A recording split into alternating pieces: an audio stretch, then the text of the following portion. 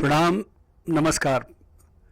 उज्जैन की इस तपोभूमि से, इस पावन धरती से मैं राजा बुंदेला आपका वंदन, अभिनंदन, प्रणाम करता हूँ। इस शहर से मेरा बहुत पुराना वास्ता है। बहुत साल पहले मैंने यहाँ भगवान काल भैरव पर एक पिक्चर बनाई थी और उस समय के सारे मशहूर कलाकारों को मैं यहाँ लेके आया था, जिसको हम लोगों ने 50 दिन के अंदर पूरा किया था। मेरा सौभाग्य है कि इतने सालों बाद इस तपोभूमि पर एक बार फिर से मुझे आने का मौका मिला और इसका श्रेय मैं अपने गुरु को देता हूँ, उमाकांत नंद जी को। उनके सानिध्य में और उनके आशीष से मैं यहाँ आया हूँ। ये सारी व्यवस्था उन्हीं की है।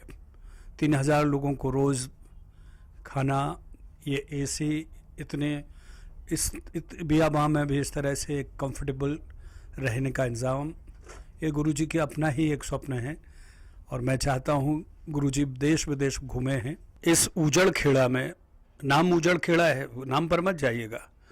यहाँ पर हमारे गुरुजी ने इतनी बड़ी व्यवस्था कर दी कि कहीं से उजड़ नहीं लगता है।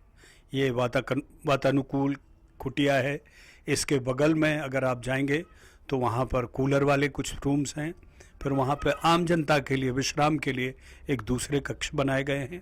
3000 लोगों का प्रतिदिन भोजन, तीनों टाइम की व्यवस्था।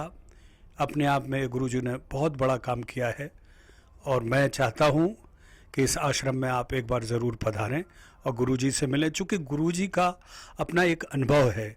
देश विदेश में जाकर गुरुजी ने अपने धर्म को स्थापित किया है और ये मुल्क धर्म और आस्था का मुल्क है। हमने इसको आज तक अगर जिंदा रखा है तो अपने आस्था, विश्वास और धर्म और निष्ठा की वजह से रखा है। इस देश में इस तरह के धार्मिक आयोजन होना बहुत आवश्यक है। हमारी विश्वसनीयता एक दूसरे के प्रति बढ़ती है, हमारा भाईचारा एक दूसरे के लिए बढ़ता है। और ये साधु संतों का एक दिवाली, एक दशहरा जैसा मेला है, जिसमें आम जनता मिलकर हमारे साधु संतों को, गुरुजनों को एक ऐसा मौका देते हैं जो सामूहिक रूप से हम एक साथ मिलकर इसको मना सकें। मैं प्रभातम एडवर्टाइजमेंट ग्रुप का आभारी हूं कि उन्होंने कम से कम एक इतना बड़ा काम किया है। एक एक जगह जाकर एक एक ऐसे पल को कैप्चर कर रहे हैं और जनता तक पहुंचा रहे हैं।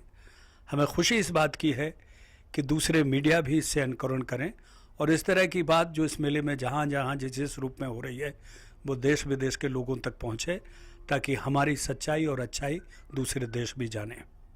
इस तरह के धार्मिक आयोजनों की सफलता की जिम्मेदारी केवल सरकारों की नहीं होती है। प्रत्येक व्यक्ति विशेष को इस बात का ध्यान रखना होगा कि ये कुंभ का मेला सफल हो। अभी 2-1 दिन से ही ये शुरू हुआ है। इसमें आने वाले जो भी धार्मिक व्यक्ति हों, हम उनसे विनती करते हैं कि अपने बच्चों को जब वो साथ लेकर आएँ तो उनकी एक आइडेंटिटी भी बना लें। दुर्भाग्य से अगर कहीं ऐसा हुआ कि कोई बच्चा खो गया, गुम हो गया, तो उसके हाथ में, उसके गले में अगर उसकी आइडेंटिटी होगी तो यहाँ के प्रशासन को, यहाँ की सरकार व्यवस्था को आप तक पहुँचाने में उसे सहूलियत होगी। ऐसा करने से हम धार्मिक स्थल को ही नहीं सफल बनाएंगे, बल्कि अपने खुद के प्रदेश को, खुद के देश को एक गौरव प्रदान करेंगे।